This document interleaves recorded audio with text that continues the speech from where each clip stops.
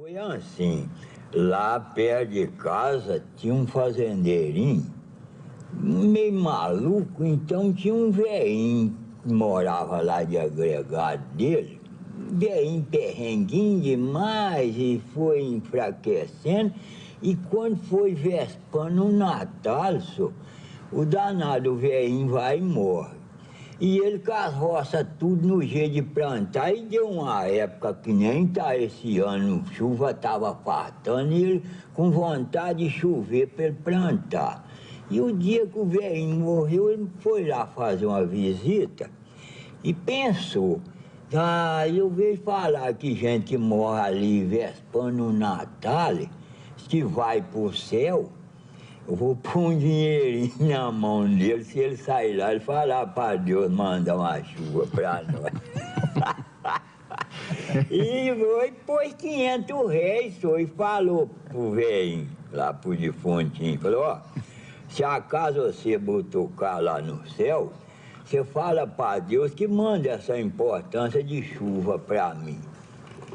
E aí foi embora. E lá...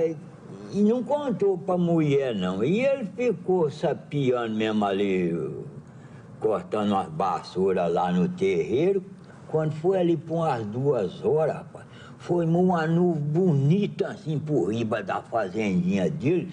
Ele ficou satisfeito e correu lá dentro, falou pra mulher, falou, ô mulher, você não é de ver que o danado velhinho saiu lá no céu? Nós não sei, por que você sabe?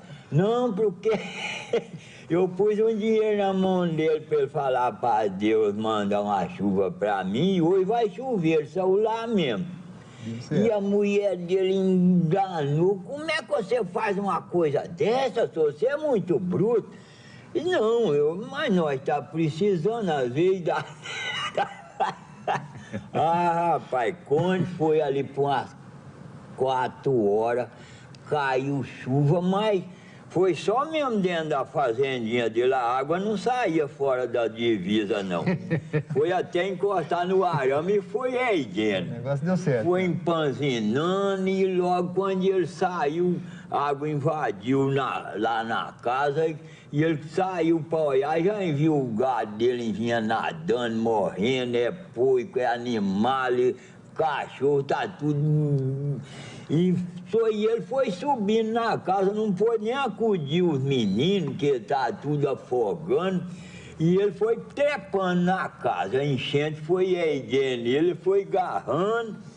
Quando ele já estava lá no ponta-leite, rapaz, já pelejando para quebrar uma ripa para passar para riba da casa, o que ele tinha já tinha devorado tudo. Escapou ele, quando ele tá lá, com a água no subaco já, assim.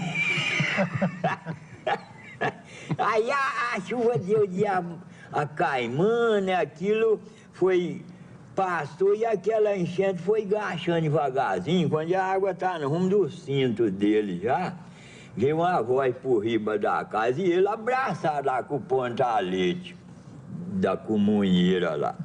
Veio uma voz por riba da casa e falou pra ele, ó moço, o senhor mandou avisar o senhor que não tinha a importância que o senhor mandou pedir, mas o senhor está com muita precisão, ele mandou um pouquinho, hoje veio só 200, 300, vai vir amanhã. Aí ele falou, fala pra ele que eu dispenso o resto, que essa já sobrou. Pode ficar com o troco lá em cima, né? Não precisa não. Fica com o troco. Eu achei que chuva era mais caro e eu tenho... É quase de graça, né? É.